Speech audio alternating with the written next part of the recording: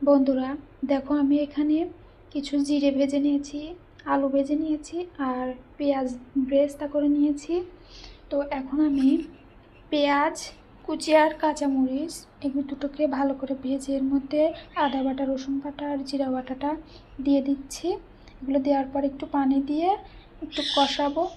কষানোর পর এর মধ্যে দিয়ে দিচ্ছি লবণ, মরিচের গুঁড়া, হলুদের গুঁড়া,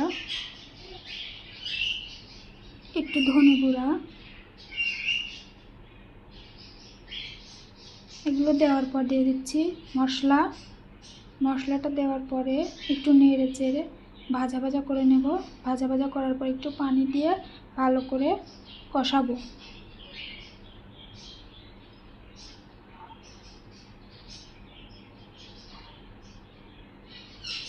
দেখো, ভালো করে মশলাটাকে আমরা নেড়ে নেড়ে কষিয়ে নিয়ে এর মধ্যে দিয়ে দেব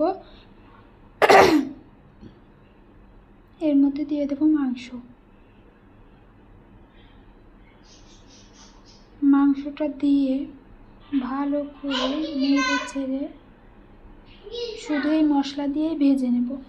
মাংসগুলো খুব ভালো করে মশলার সাথে মেখে ভাজা ভাজা হয়ে গেলে এরপর একটু পানি দিয়ে আমরা কষিয়ে নেব।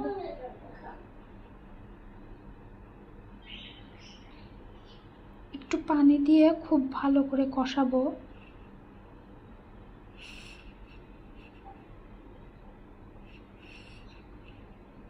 তো দেখো, আমি কিন্তু খুব ভালো করে মশলা দিয়ে মাংসটাকে ভাজা ভাজা করে নিয়েছি। এখন একটু পানি দিয়ে দিচ্ছি। পানিটা দেওয়ার পরে একটু নেড়ে চেড়ে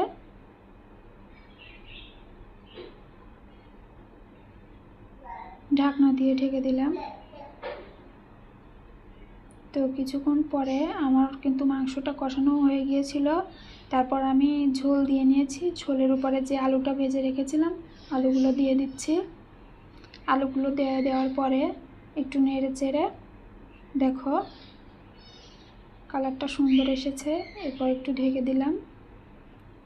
তারপর জ্বালানোর পর দেখো ঝোলটা অনেকটাই কমে গেছে। এখন যে পেঁয়াজ আর জিরাটা ভেজে রেখেছিলাম সেটা আমি বেটে এর মধ্যে দিয়ে দিলাম।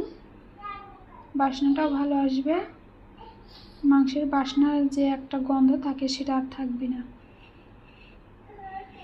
এটা দিয়ে দেওয়ার পরে তো আমি আরেকটু জ্বালাবো, ঝোলটা আরেকটু কমাবো।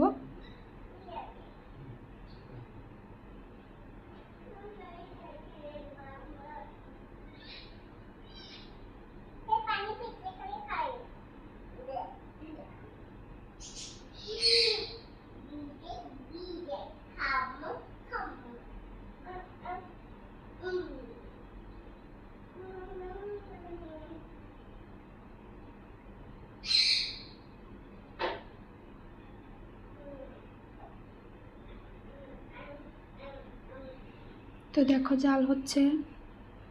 আমার কিন্তু ঠান্ডা লেগেছে, এই জন্য একটু গলাটা বসে গেছে। তো দেখো আমার রান্না কমপ্লিট। ঝোলটা অনেকটাই কমে গেছে।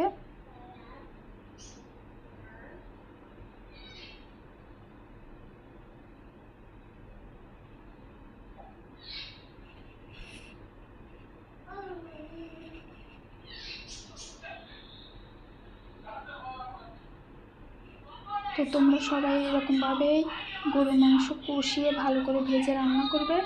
দেখবে মাংসের যে একটা দুর্গন্ধ আছে সেটা আর থাকবে না। এভাবে রান্না করলে সুন্দর হবে। দেখো আমার একটু লবণটা একটু কম হয়েছিল, তাই আমি লবণটা একটু দিয়ে দিলাম। তোমার রান্নাটা হয়ে গেছে।